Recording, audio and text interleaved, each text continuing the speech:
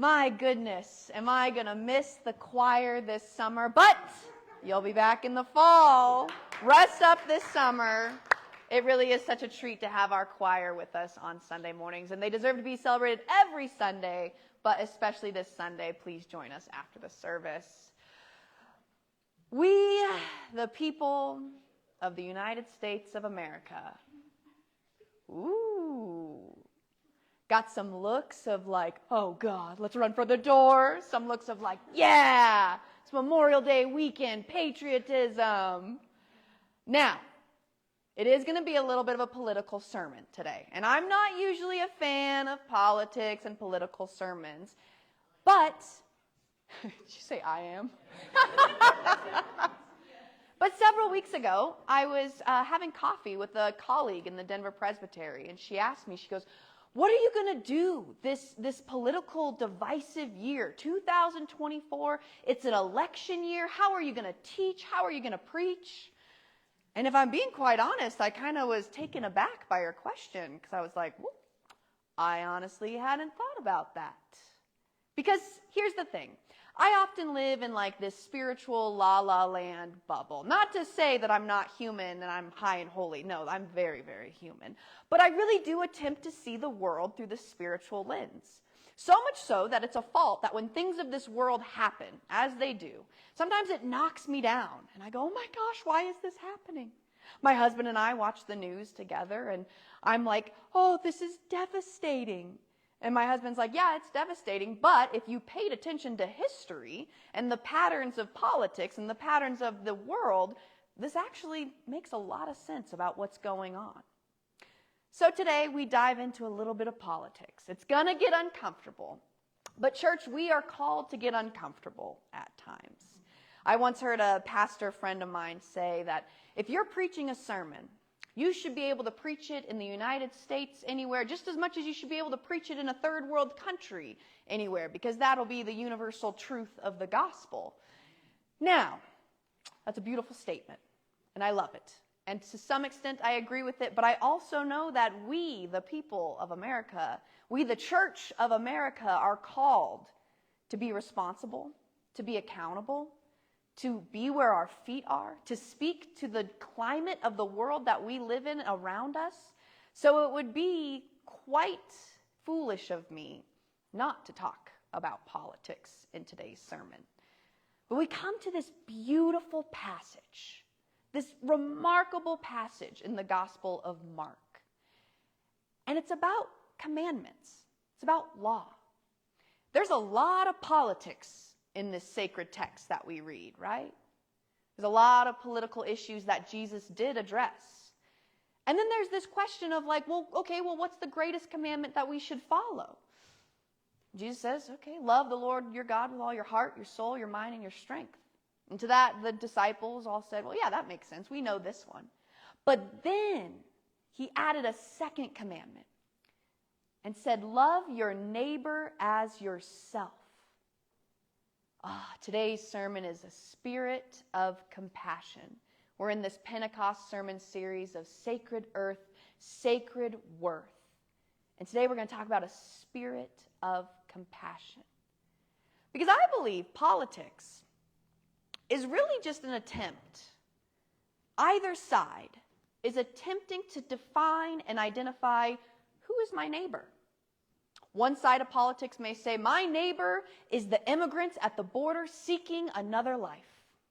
Some may say, my neighbor is that unborn child. Some may say, my neighbor is that pregnant mother who does not desire to be pregnant. Some may say, my neighbor is Israel. Oh, my neighbor is Palestine. Politics is attempting to identify who is my neighbor? Who do I have to love? And we read this ancient text with so many political issues within it.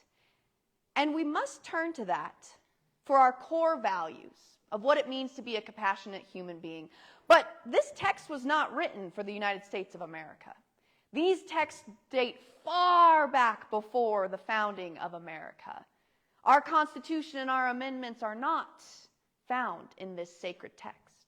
But we can come to this sacred text and have these core values instilled in us to the depths of our bones. And we don't use anything within this Bible to defend any political affiliation, but rather we use it as the church. We use it as the people of Christ to become more compassionate, to become more loving and kind and nurturing to our neighbors and to all those people around us. And you and I are very different. In fact, scan the room real quick. Make eye contact with a few people. There are people in this room. There are people you are sitting right next to who are going to vote differently this year. Oh, yes, my friends, we are all not the same political affiliation. And I'm so glad. I'm so glad that all of us have different convictions. I'm so glad that all of us have different passions. I'm so glad that all of us are so uniquely, wonderfully made in the image of God. And if the image of God is love, then you and I are love. That means we can vote very differently, but we can love the same. And we can love our neighbors just the same. So this year, in 2024, you're going to vote.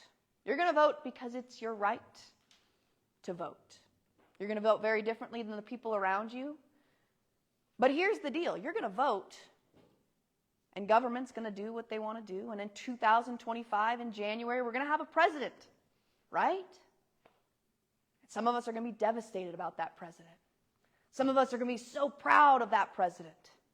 Others of us are going to be like, oh, really? But regardless, you vote, and then you go love your neighbor. Who is your neighbor? Who is your neighbor? I think that's the question. That's the question of anything that we take away from the Gospels. We leave with this lingering question of who's my neighbor? Who am I responsible for loving, for showing compassion to? That's the person that you run into at the grocery store. That's the person that lives directly next to you, your actual neighbor. That's that person in your family who you just cannot get along with. It's that person in the church who you just can't get along with. That's your neighbor. Love the Lord your God with all your heart, all your soul, all your strength, all your mind, and love your neighbor as yourself. Now, I hate to break it to you, but if you thought that at one point through this sermon about politics I was going to tell you which way to vote, I'm not. I'm sorry. There are some other pastors that you can go see that will tell you exactly who you're supposed to vote to based on the biblical principles. But I'm here to tell you I could not care less who you vote for. I could not care less what you vote for. What I care about is who you love and how you love them. How you extend arms to the least of these. How you call the last first. How you open your arms, open your home, open your heart, open your eyes to the world all around us. Vote as you will. Pick your political affiliation based on your convictions, based on your life experiences. But don't die on that hill. Don't die on the hill of politics. You know, I've preached a sermon like this before, and at the end of it, people were like, my family just can't even talk about politics anymore. My friends and I just we don't even go there. I go, why not? Because there's a missing component in the conversation, and that's compassion. Because more often than not, when we're talking politics, we lace our gloves up. We're like, I'm ready to talk. Let's talk politics, shall we? No. Put the gloves down. Put the finger down. Come with someone. In fact, I challenge you at some point before the election this year, have a real conversation with someone who votes very differently than you. And do your best to be slow to anger. Do your best to be slow to speak. But listen, I have a family member who I disagree very much so on a specific political issue. But then one day, I opened the conversation. I said, okay, let's talk about this issue. Let's talk about why we are so far on opposite ends of the spectrum. And she shared some life experiences that had me in tears, that had me going, oh my, if I was there, I would totally have your same convictions. I would totally vote for that issue in that way if I experienced that. But then I said, but you know what? I experienced this. And she had tears in her eyes and went, oh, but if I experienced that, I'd be voting your way. You see, my friends, we vote the way that we do because life happens. And life happens very differently to all of us based on our life experiences. So come back to the table. Set the table. Bless it with compassion. Take the boxing gloves off. Have a deep, real, honest conversation. Not trying to change the other person's mind at all, but to listen, to observe. Because that's how we learn to love people. It's not about the political issues. It's not like I can love them because they vote just like me. You go, no. I love them because they vote very differently, but they're just as human as I am. But I know just as human as they are, they're made in the likeness of the image of God's love. And that's the foundation that I can learn to love. That's how I can lean into compassion in every single scenario. As I was preparing for this sermon, I can't help but think of this story that comes to mind, just about the state of our world, how we're so defensive, how we're so offended all the time, and how this political climate of this year is affecting the way that people are living their daily lives. Our son was just born in December. It had only been a few weeks into my maternity leave, and we were up to our ears in dirty diapers and milk and sleepless nights. And finally I woke up one morning and I looked at my husband and I said, I just got to get out of here, just for a little bit. He's like, okay, well, where are you going to go? I was like, I don't know. I'm going to take the car and I'm just going to go somewhere.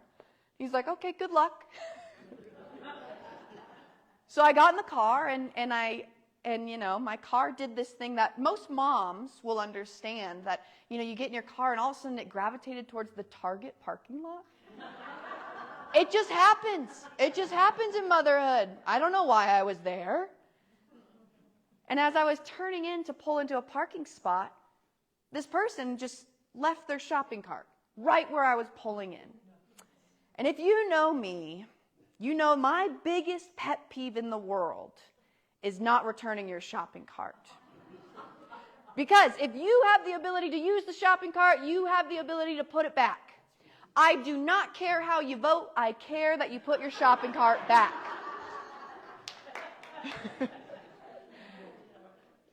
Anyway, so then I pull out and I pull into another parking spot. I go inside, and Target has this incredible grand scheme of marketing where they put a Starbucks in there. They're like, let's get those tired moms caffeinated as they go aimlessly shop through the store. So I'm standing in line and I'm looking on my Starbucks app to see if I need to load more money on it or if I have enough to pay for my drink. And the person in front of me is done ordering and steps aside, and I'm still checking my app. Maybe 45 seconds goes by. And the person behind me goes, ah, and cuts right in front of me to order. And I had this moment of like, okay, like the person didn't see me parking in the parking lot. This person obviously didn't see me standing here. I know I've been out of society for a few weeks, but am I invisible? I finally order my drink and just start aimlessly walking around the store, and I ended up in the soap aisle for whatever reason. And there's like 500 different types of soap you can buy. And so I'm just standing there, mostly just enjoying my coffee at the beautiful view of all the soap selections, trying to decide which one I'm going to buy. All of a sudden, this person comes with their cart. It's like, well, are you going to pick one? I said, oh. I said, I really don't know. They're like, well, I need to get by. So I was like, okay, you come on by. So then I keep walking through the store, and as I'm having these encounters, I'm like, gosh, I'm just feeling more anxious, and I don't want to be here anymore. So I grabbed some soap and some random shorts, and I just walked to the checkout. And as I'm in the checkout line, I notice the woman in front of me is having a bit of a dispute with the cashier. And I'm at the point where I'm like, okay, I've been in the line long enough. I don't want to make a bigger scene while I'm moving to the other cashier. I'm also a very curious cat, so I want to know what's going on right now. So I just park it for a little bit, and I'm listening to them go back and forth, and the woman begins shouting at the cashier, and then she leaves the store frantically without anything in her hands. So I go up, and I see the cashier, and I say, oh, how's your day going? He goes, it's my first day. I was like, I'm so sorry. I buy my things, and I leave the store, and the icing on the cake, as I'm walking out, there's a person walking in front of me, and they has a black t-shirt with red bold letters on the back, so I'm curious about anything written in red that bold, and I read it, and it says, I'm a meat-eating, gun-slinging, anti-vaxxer, how else can I offend you? It's like, whoa. Now here's the thing, I don't care about those political issues. Eat your meat, carry your concealed carry, vote Republican, vote Democrat. But how else can I offend you if you're living your life just to offend somebody? So I drive home. I walk in the door. My husband's like, how was it? Like, oh my gosh, it was terrible. People are terrible. I'm never leaving the house again. People are not terrible. We, the people, we're not terrible. We, the people, are so tired. We, the people, are exhausted. We, the people, have been offended. We, the people, are defensive. We, the people, are isolated. We are addicted. We are lonely. We are angry. All of those emotions are valid. All of those emotions are welcome. But all of these behaviors, they're not. Spirit of compassion. This election year, church, we are called to be compassionate before we are called to be any political affiliation. Because we're called to love the Lord our God with all our heart, mind, strength, and soul, and to love your neighbor as yourself. Amen.